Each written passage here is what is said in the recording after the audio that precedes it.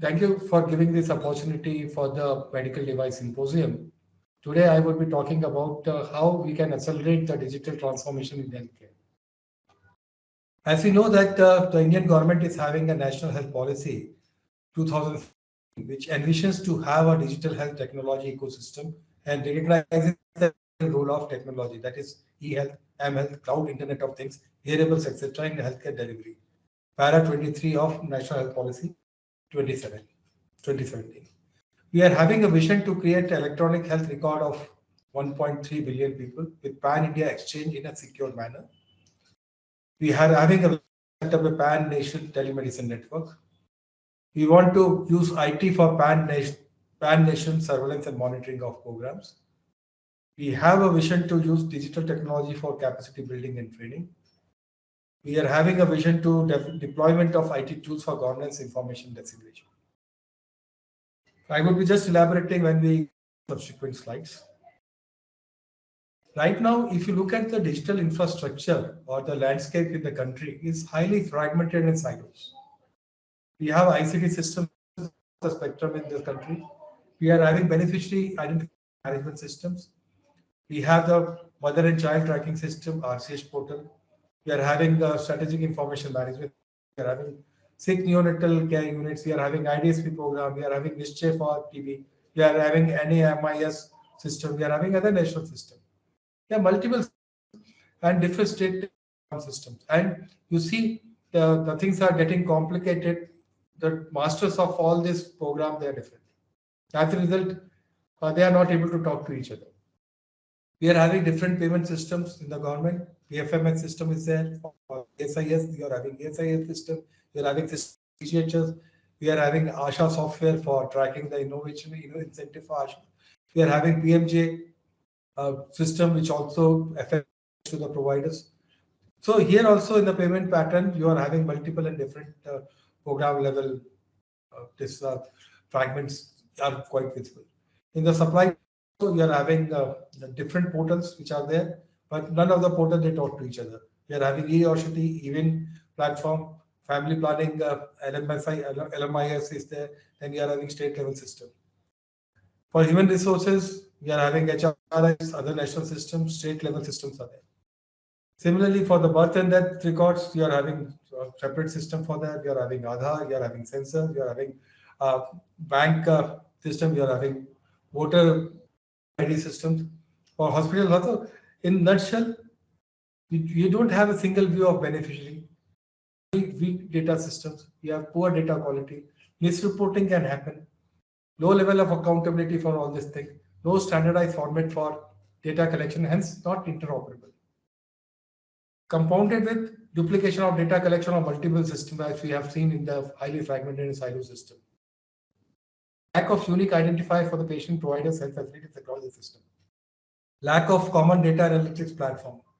This further complicates this system of the public system, further complicated by the fragmented sector market.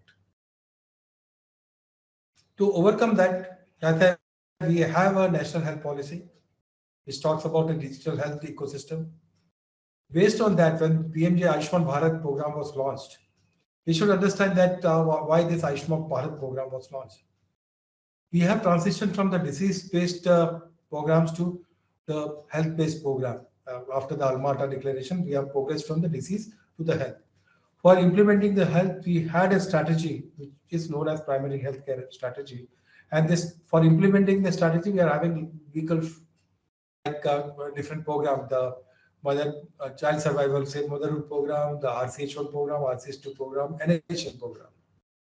So based on that, as this was India being signatory to our, we have agreed to certain indicators for achievement of the target by 2000. Though we could not reach the targets, but we have got the strategy in place.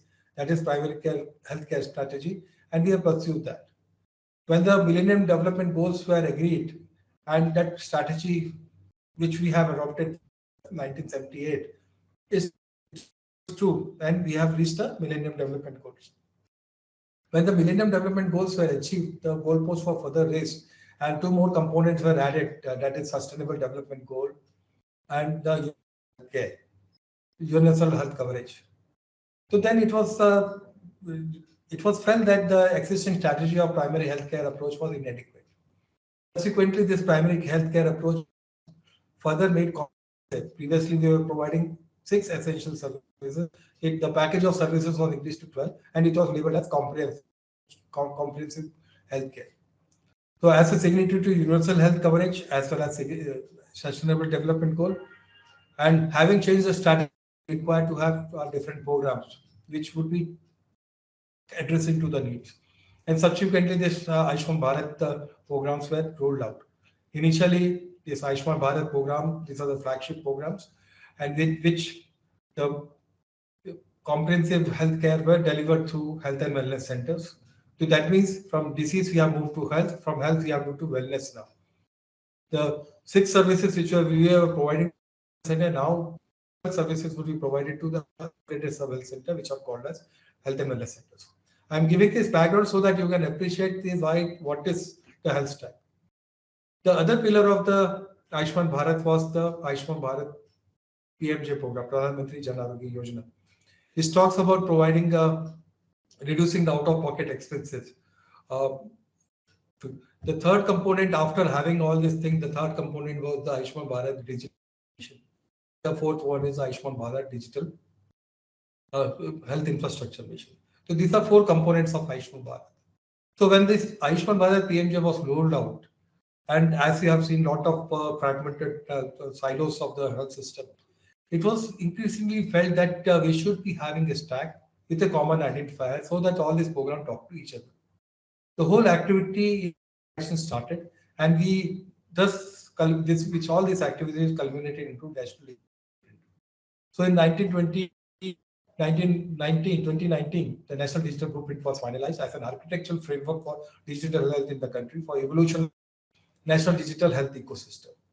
So having all this blueprint, so before that also a lot of things were happening. There were some institutes for e-health management way back during the early part of the first decade.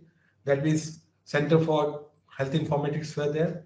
We were having Center for Resource Center for EHS standards, National Center for Telemedicine were created way back in 13, 14, and 11. Having all this infrastructure, so we were having a right blueprint in which we move things forward for having a digital ecosystem. These are the various digital initiatives which were being carried out. We have an integrated health information platform, including GIS mapping of all the programs. And we are having the National Medical College Network. We are having TV monitoring system. We are having a hospital information system, reproductive child health care system, Hilkari, E-Rakt Kosh, Mera Aspatal, online registrations. These are all the there. And when this digital architecture was envisaged, with a common identifier, all the systems would be talking to each other. One of the important development which has happened during times is the release of the telemedicine practice guidelines, which has paved way for creation of a lot of telemedicine platforms in the country. One of the important platform which has been created in the public sector is the e-Sanjeevani platform, which operates at the health and wellness, I have told, so that the doctor consultation can happen. And daily, I think more than 5 lakh consultations are happening. And telemedicine consultation, OPD for COVID management is also happening. Apart from that, apart from health, the digital architecture for Ayush is there. So we would be shortly having an Ayush Grid which would be integrating the Ayush hospital management system, Ayush Chakra, TKD, E-Aushadhi, National Ayush Mobility, Tikanda, Kosha, Ayush Research Portal, E-Rakt Kosh, etc. would be covered in that. So having all this background, having all the architecture, on 15th of August 2020, the Honorable Prime Minister launched the National Digital Mission to create a unique health ID for each user to provide access to integrated health service across different types of the healthcare delivery. So what does this National Digital Blueprint talk about? It talks about a national architectural framework for digital health in the country. It talks about converging disparate health information system. It is having a federated architecture with open standards. It would be having a unique health identifier. It is having a privacy and consent management. It talks about national portability. It talks about creation of electronic records, applicable standards and regulation for that. It proposes use of AI, machine learning, blockchain technologies for doing health analytics. It is also having and trying to make a network so that multiple access along channels can happen. That means web, mobile, telemedicine, digital health, India portal, My Health portal. This to implement this national health digital blueprint, our national digital mission is there, which is implementing. The key problems which the Ayushman Bharat digital mission intends to solve is the challenges of the health ecosystem in the form of accessibility, affordability, and quality. We are trying to see that how this would be addressed. What the citizens would be getting, they will discover the health service providers, their own health as well as the health service providers. They can book health services, they can order products, they can avail video. What does this ADPM intends to solve for the health providers? It will help the health providers with access to the patient records as well as use patient health history. And apart from that, it will enable them to provide digital consultation to the patients. It can help them to view and analyze, for the policymakers, we can view and analyze the data for taking policy decisions at the national level. We can use this data for implementing policies effectively at local level. These are the course of the National Digital Mission which we are having.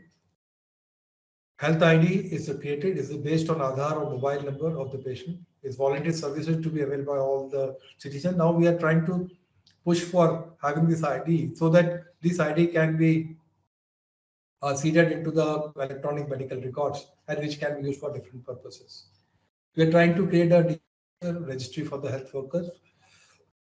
We are trying to create a health facility register so that an ID is provided to the health facilities, including labs, clinics, blood banks.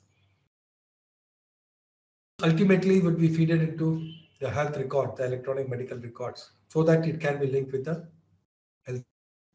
The personal health records also are envisaged in this, so that the electronic record of health related information of an individual can manage his own information accordingly.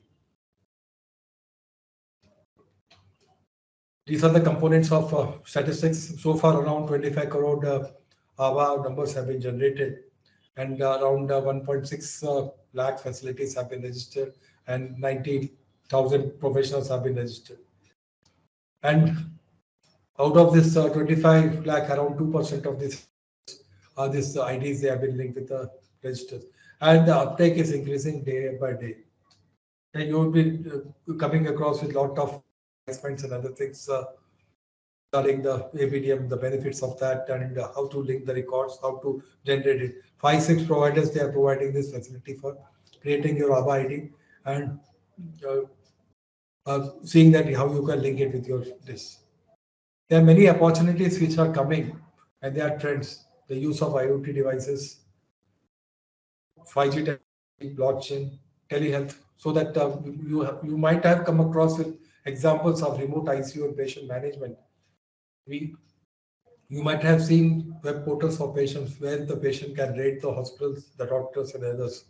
So good small silo examples are there. Then telemedicine is there. Then mobile health apps and portals are there. Use of this. These are the opportunities in there.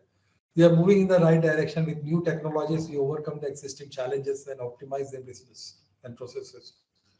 We need to adapt to the rapidly challenging digital world and technology to improve efficiency. We can use the opportunities that we can identify the problem or opportunity how technology, including future technology, will solve it, but not interestingly how it won't.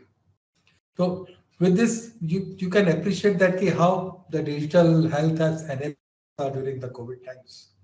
You have seen examples how the digital technology was used, right from the contact tracing.